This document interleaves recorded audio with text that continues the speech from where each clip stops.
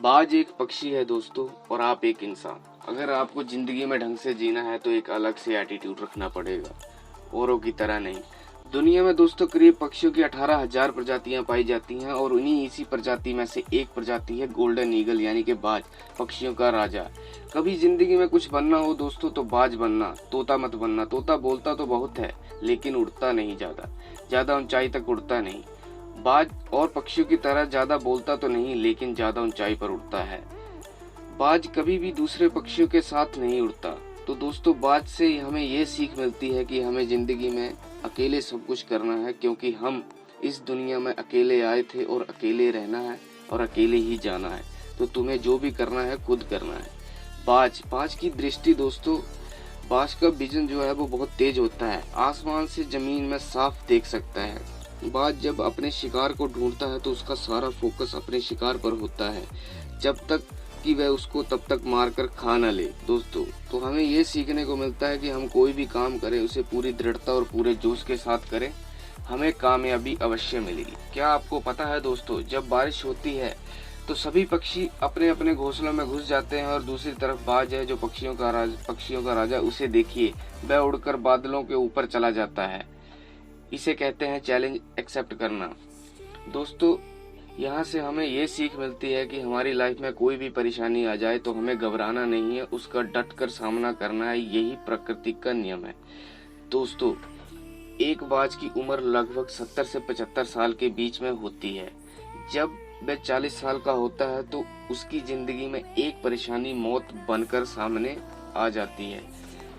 उसकी चोंच शिकार कर करके इतनी मुड़ जाती है दोस्तों कि शिकार को खाने में इतनी दिक्कत आने लगती है और उसके पंजे इतने लचीले व लंबे कमजोर हो जाते हैं जिससे वह शिकार को ठीक से पकड़ नहीं पाता, और उसके पंख बहुत भारी हो जाते हैं। उसके सीने के साथ चिपकने के कारण उसे उड़ान भरने में परेशानी आने लगती है। और बाज की आदत होती है कि वह मरा हुआ शिकार नहीं खाता, उसे ताजा ही शिकार खाना होता है। इस काम के लिए बाज को बहुत ही कड़ी परीक्षा से गुजरना पड़ता है।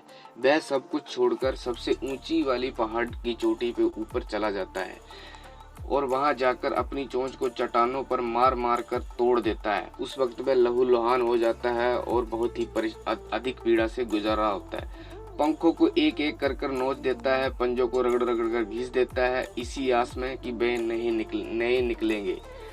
और फिर 5 महीनों के बाद होता है बाज का पुनर्जन्म। नए पंख, नई चोंच, नए पंजे और फिर से दुनिया को मिलता है एक नया बाज।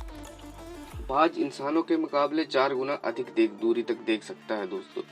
इसी वजह से बाज को अपने शिकार काफी ऊंचाई से देखकर पकड़ लेता है, वो भी 320 किलोमीटर पर आवर की स्पीड से।